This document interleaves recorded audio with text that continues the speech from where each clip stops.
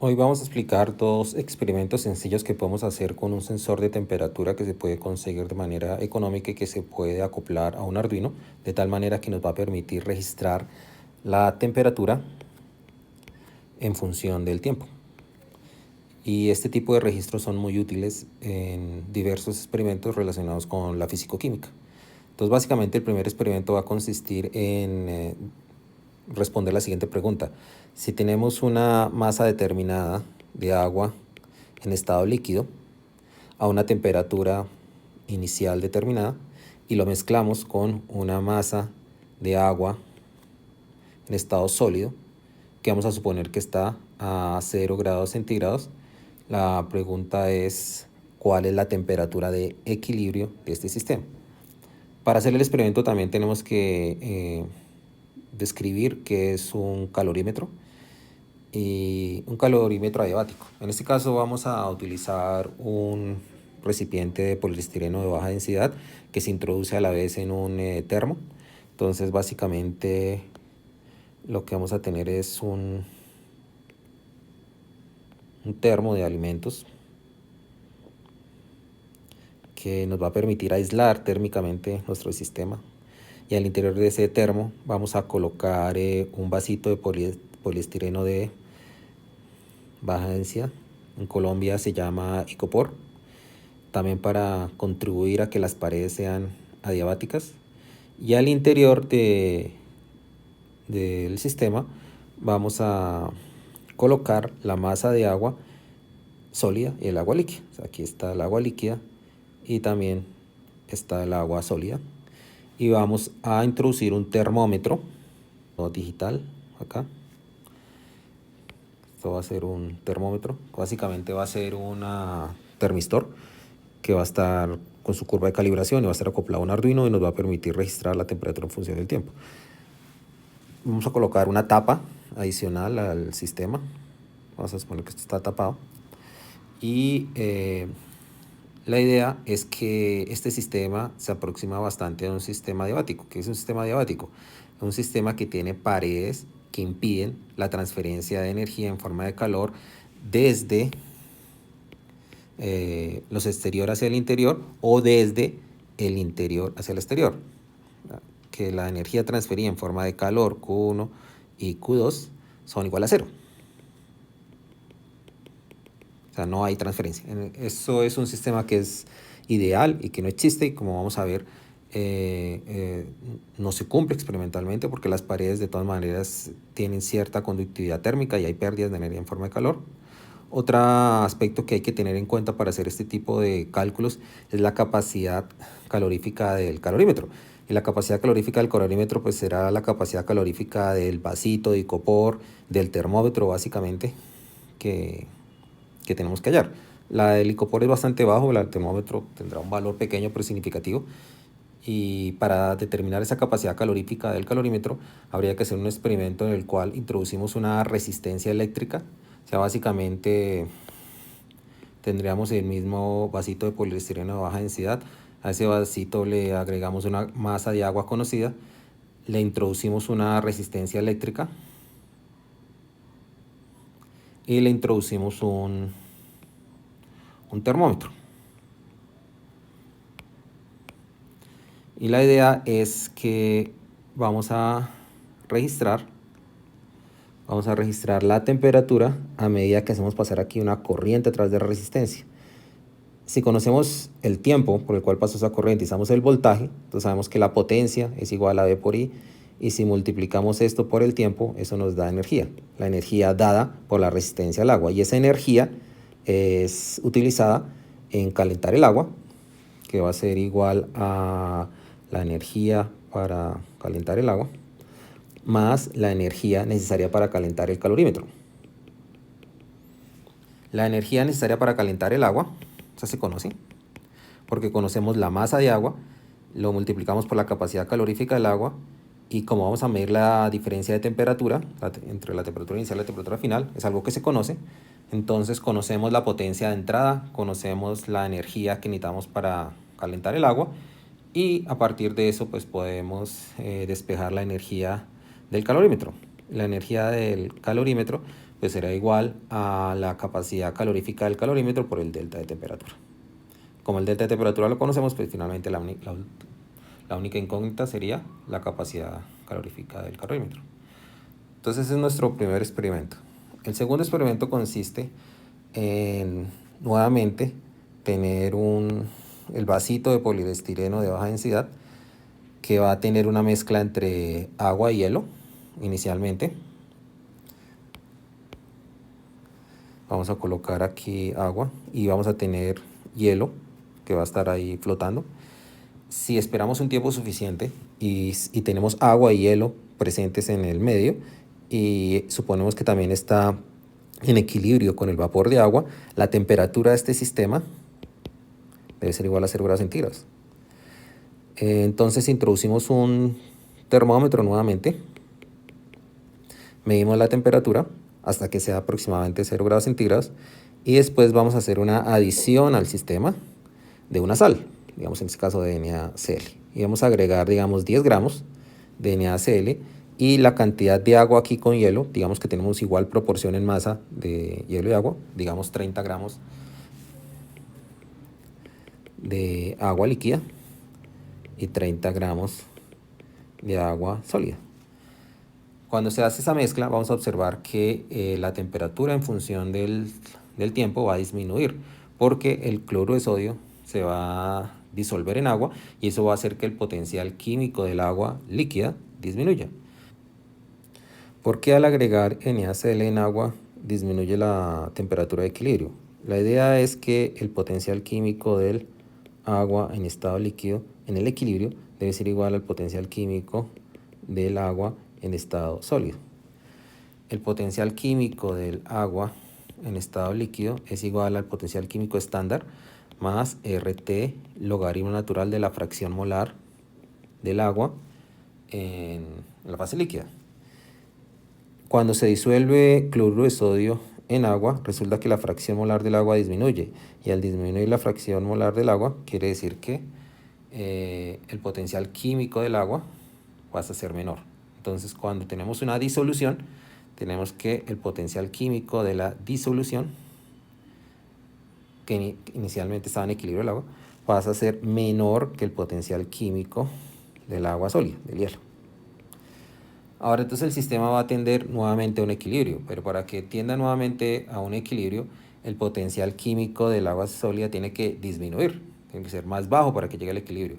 Y la forma que tiene es que tiene que disminuir la temperatura. El potencial químico depende de la temperatura. Entonces al disminuir la temperatura, el potencial químico del agua sólida es más bajo y otra vez se puede igualar al potencial químico de la disolución y puede llegar al equilibrio. Y eso implica que la temperatura de equilibrio de disoluciones de cloruro de sodio con hielo va a ser menor que la temperatura de equilibrio de agua pura con hielo puro. Y eso es el segundo experimento que vamos a hacer esta vez.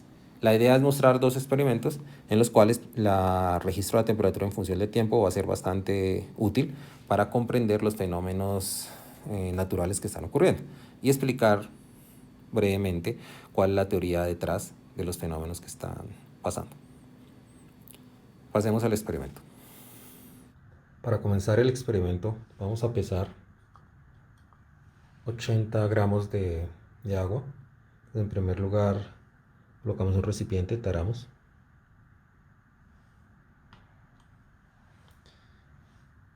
Medimos los 80 gramos.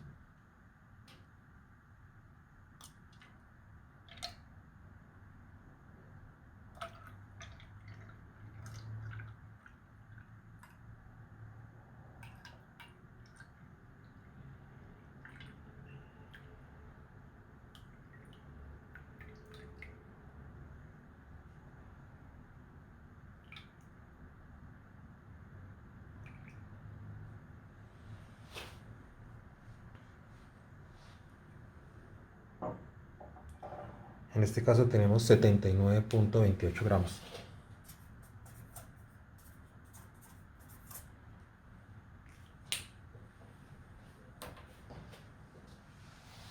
Tomamos el recipiente, le colocamos un agitador magnético. Con mucho cuidado colocamos el agua en un recipiente para que sea más estable, que es un termo.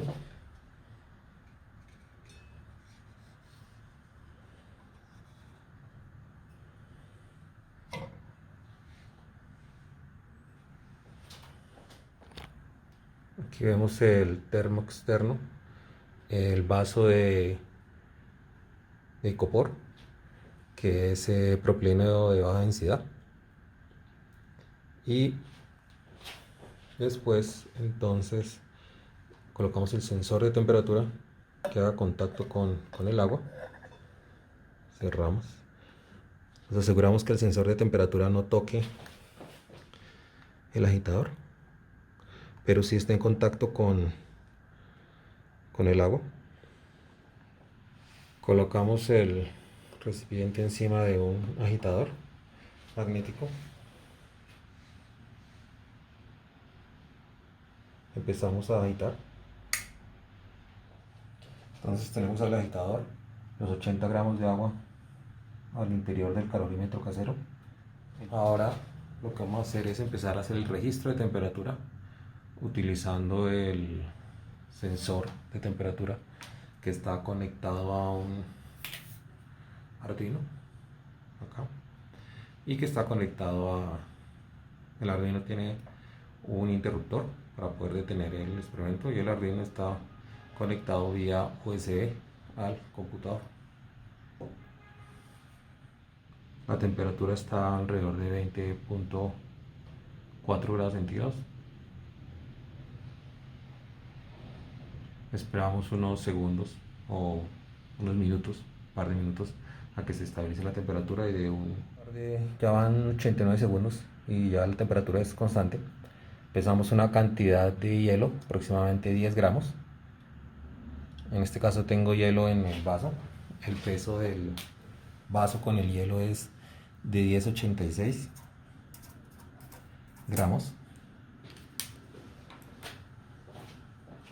Ahora voy a agregar el hielo al recipiente.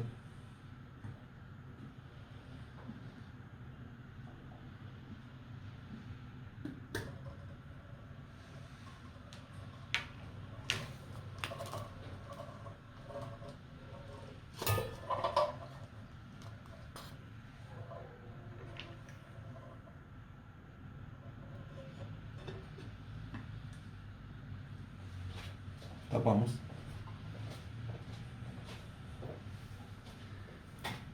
Pesamos el recipiente nuevamente. El recipiente pesa 1.45 gramos.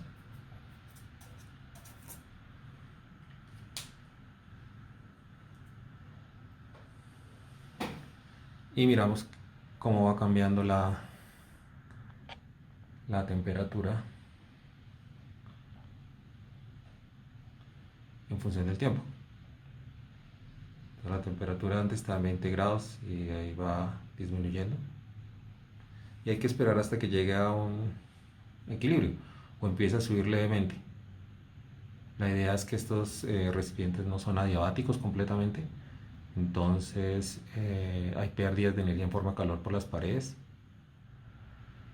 Aquí vemos que la temperatura se estabilizó en 11 grados.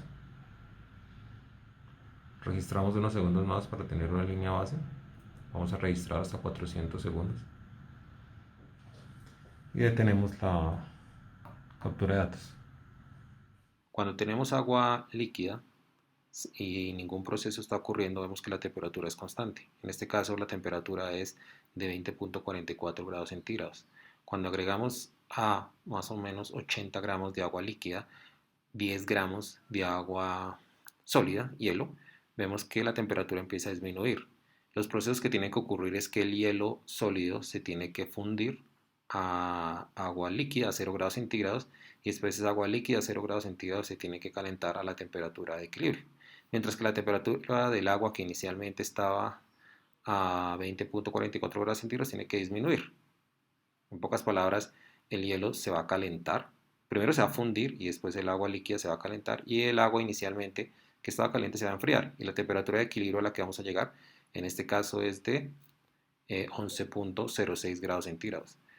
Vemos que el termómetro no responde de manera continua, hay ciertas irregularidades, eso es porque la temperatura al interior del reactor no es constante, ni la composición al interior del reactor es constante. O sea, quiere decir que hay gradientes de temperatura al interior del reactor y el agua líquida y el agua sólida pues no está homogéneamente distribuida en el reactor. Entonces esos pequeños problemas de distribución y homogeneidad hacen que el termómetro también tiene un tiempo de respuesta, así que el termómetro no responde inmediatamente. Aquí vemos que inclusive hay una disminución pequeña de temperatura y después se llega a la temperatura de equilibrio. Eso es porque en la punta adyacente donde está el sensor de temperatura, la temperatura pues disminuye un poquito. Pero después cuando ya se espera un tiempo suficiente para que lleguen al equilibrio, vemos que la temperatura es prácticamente constante y también observamos que nuestro sistema, si bien no es un sistema diabático perfecto, es un sistema que tiene las propiedades adiabáticas suficientes para estudiar este tipo de reacciones. Para hacer el cálculo de la temperatura de equilibrio al mezclar una masa determinada de agua líquida a una temperatura inicial con una masa determinada de agua sólida, hielo, si estamos en condiciones ambientales y el hielo está en equilibrio con parte de agua líquida, la temperatura del hielo la podemos asumir como 0 grados centígrados. Entonces vamos a suponer que tenemos hielo a 0 grados centígrados. En nuestro caso, nosotros lo que hicimos fue mezclar 79,28 gramos de agua líquida a una temperatura de 20,4 grados centígrados y lo mezclamos con 9,41 gramos de hielo a 0 grados centígrados. La idea es que al mezclar estas dos masas de agua en diferente estado y a diferente temperatura, llegarán a una temperatura de equilibrio. Pero una vez estén dentro del calorímetro, asumimos que en el calorímetro no se transfiere energía hacia los alrededores. Es cero, o sea que el cambio total de energía en el sistema es cero. Entonces, la energía necesaria para enfriar el agua líquida será igual a 79,28 gramos. Esto hay que multiplicarlo por el calor específico del agua a presión constante, que es 4,186 joules gramo por grado centígrado. Y esto lo multiplicamos por el delta de temperatura. El delta de temperatura será igual a la temperatura de equilibrio menos la temperatura inicial, que sabemos que es 20,4 grados centígrados. Si a esta energía le sumamos la energía necesaria para fundir el hielo, que esa energía va a ser igual a 9,41 gramos multiplicados por la entalpía de fusión del hielo, que es 334 joules por gramo. Tenemos que sumar además otra energía, que es la energía necesaria para calentar. Una vez el hielo está en líquido, en agua líquida, hay que calentarlo a la temperatura de equilibrio. Y esa energía será igual a 9,41 gramos, que la masa se conserva, los mismos gramos de hielo, ahora son agua líquida, multiplicada por la capacidad calorífica, que decimos que es 4,186 joules grado centígrado,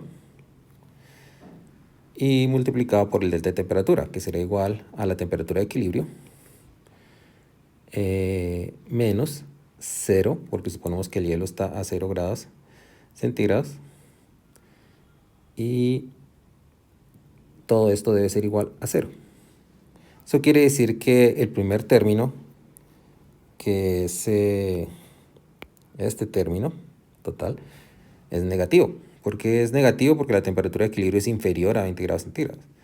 Mientras que este término que tenemos aquí abajo, todos estos dos términos son positivos. Finalmente, si se suman esos dos términos, pues son iguales a 0, quiere decir que la energía total dentro del calorímetro pues no cambió. Y parte del sistema aumentó su temperatura y parte del sistema disminuyó su temperatura. Si manipulamos esta ecuación y lo que hacemos es restar a ambos lados el término que está en rojo.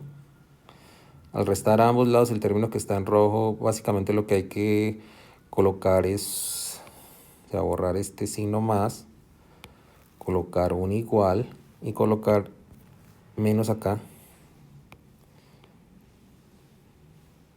y menos aquí. Entonces tendríamos esa igualdad y tenemos que borrar aquí este 0. Ahora lo que hacemos es dividir a ambos lados por 79.28 multiplicado por 486. Es simplemente una forma de manipular. Ustedes pueden despejar esta ecuación como quieran, pero básicamente lo que hacemos es que al dividir por este término, a ambos lados de la ecuación, pues de la parte izquierda se elimina y quedamos con que la temperatura de equilibrio menos 20,4 grados centígrados va a ser igual a menos 9,47, que es igual a 9.41 dividido la multiplicación de 79.28 por 4.86 y multiplicado eso por 334. Y nos da el segundo término. El segundo término es dividir 9.41 por 4.186 y eso dividido en 79.28 por 486. El 4.186 se cancela y finalmente ahí solo queda 9.41 dividido 79.28, que eso es igual a 0,119 y todo ese término está multiplicado por la temperatura de equilibrio. A partir de esta ecuación despejamos la temperatura de equilibrio. Y al despejar la temperatura de equilibrio nos da que eso es igual a 20,4 menos 9,47 dividido 1 más 0,119 y el resultado de esto va a ser en grados centígrados. El resultado es 9,76 grados centígrados. Quiere decir que esta es la temperatura final a la que debería llegar el sistema. Nosotros con nuestro sistema medimos una temperatura experimental final, para este caso, de 11,1 grados centígrados. La temperatura medida experimental es mayor que la temperatura esperada. Y eso es debido a que nuestro sistema no es completamente adiabático y que además hay que tener en cuenta la capacidad calorífica del calorímetro, que no la conocemos. O sea, quiere decir que parte de la energía del hielo se utiliza en enfriar el calorímetro. Pero digamos que el término más importante son las pérdidas de energía en forma de calor por los alrededores. O sea, observamos que efectivamente las temperaturas de equilibrio pues no son muy distantes de las calculadas y pues sabemos cuál es el origen de esa diferencia. Y el origen de esa diferencia son las pérdidas de energía en forma de calor del sistema con los alrededores, que no se están teniendo en cuenta. Quiere decir que el calorímetro no es completamente adiabático y hay que tener en cuenta la constante del calorímetro.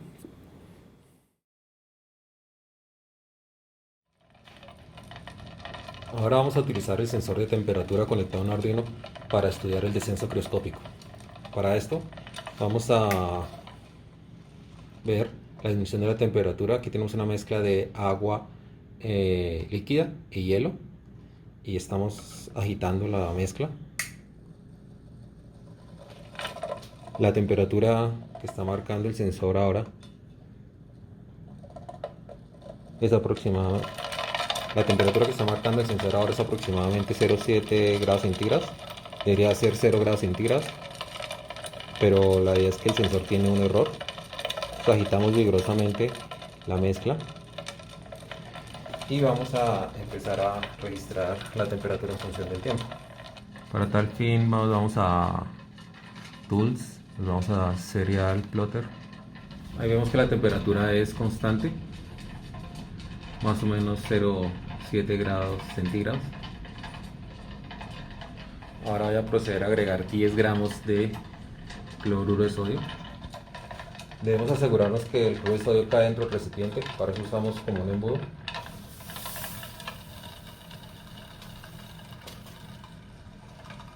Agregamos los 10 gramos. Ahora observamos qué le pasa a la temperatura. Como vemos hay una disminución drástica de la temperatura.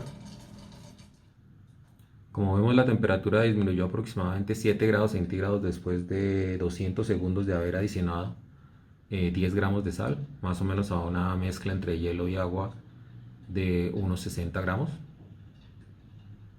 que estaban inicialmente a 0,7 grados centígrados y ahora están a menos 7 grados centígrados. La temperatura sigue disminuyendo porque cada vez que la temperatura es más baja, la velocidad de disolución de cloruro de sodio es más lenta y por eso el efecto es menos notorio. Una vez se disuelva todo el cloruro de sodio y se llega al equilibrio, la temperatura debe llegar a una temperatura fija. El equilibrio es cuando ya no se disuelve más cloruro de sodio, la concentración de cloruro de sodio en el agua líquida es constante y tenemos hielo y agua líquida en equilibrio.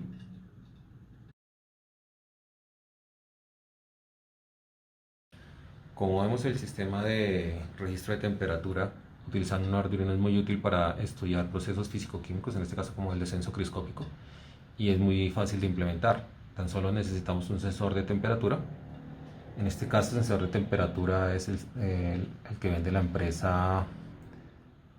Ahí está el nombre de la empresa. Al respaldo está la página web donde pueden encontrar más información sobre el sensor. Las conexiones son en la tarjeta hay tres conexiones. Una que se llama ground, otra que se llama DAT y otra que se llama CC. El ground se conecta a un tierra del Arduino. Como vemos, el negro está conectado a un ground, y el rojo está conectado a la conexión de 5 voltios, al terminal de 5 voltios del Arduino. El registro de datos se hace a través del pin 9, en este caso. Se puede hacer a través de cualquier pin, pero en este caso se hace a través del pin 9. El registro de datos se hace a través del cable café, que es este, y ese está conectado al pin 9. Como podemos ver,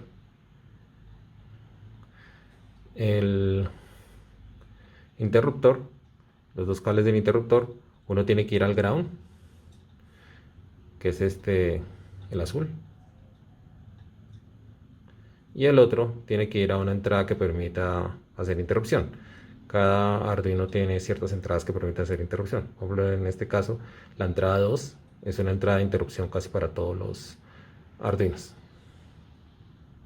Observe acá como la conexión del sensor, el negro al ground, el rojo a la conexión de 5 voltios.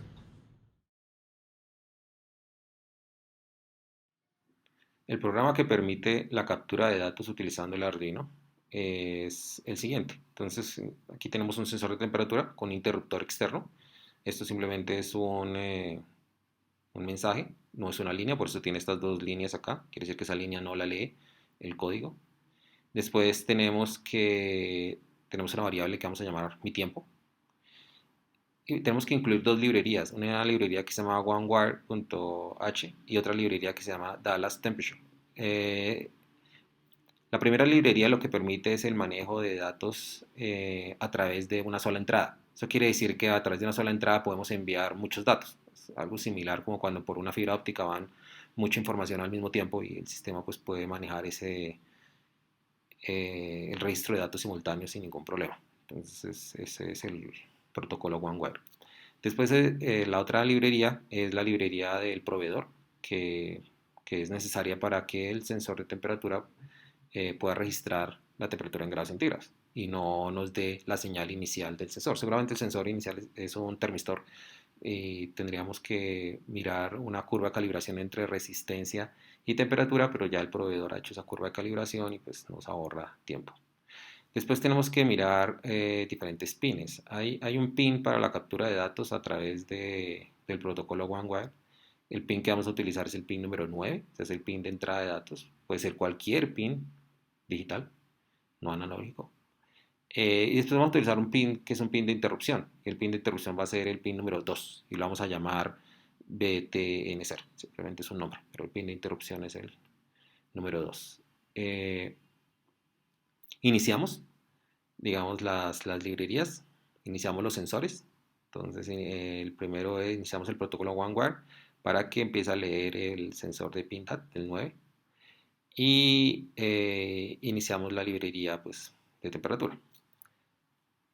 Necesitamos dos programas y los dos programas para correr en Arduino son el setup y el loop. El loop simplemente es un bucle donde se va a registrar de manera infinita la temperatura y por eso utilizamos un interruptor. Cuando ya queremos parar el sistema, pues oprimimos el interruptor y eso evita que se sigan tomando datos infinitamente.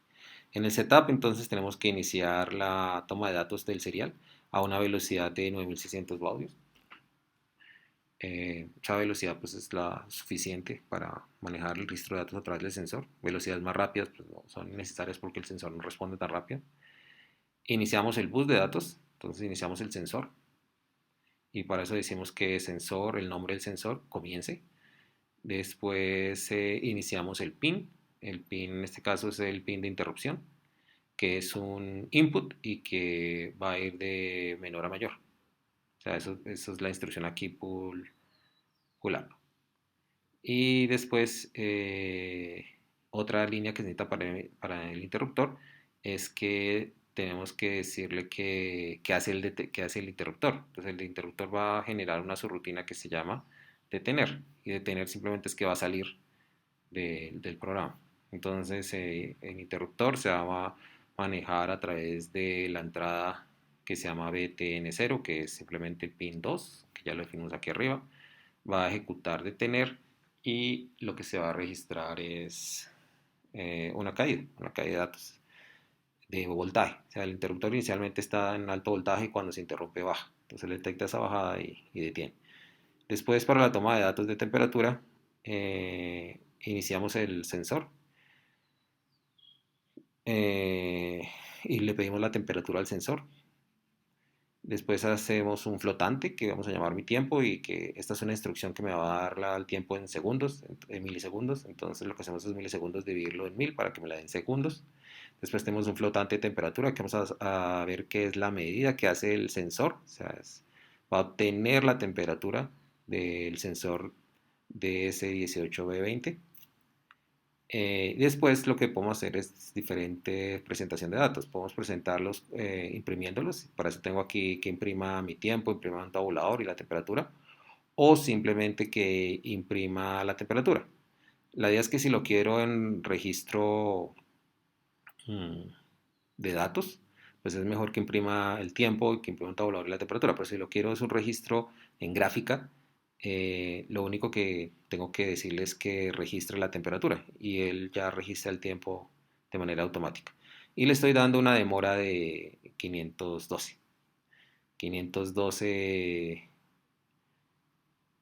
no son milisegundos, sino digamos que es el tiempo que es el número que hay que darle acá para que los datos se tomen cada segundo. O sea, si yo cambio este delay, voy a cambiar el registro de datos, voy a cambiar aquí mi tiempo. Entonces, para que registre datos cada segundo, hay que ponerle aquí 512. Y el último es un programa pequeño que es detener, que simplemente lo que hace es salir de la rutina y que este se ejecuta cuando se oprime el interruptor.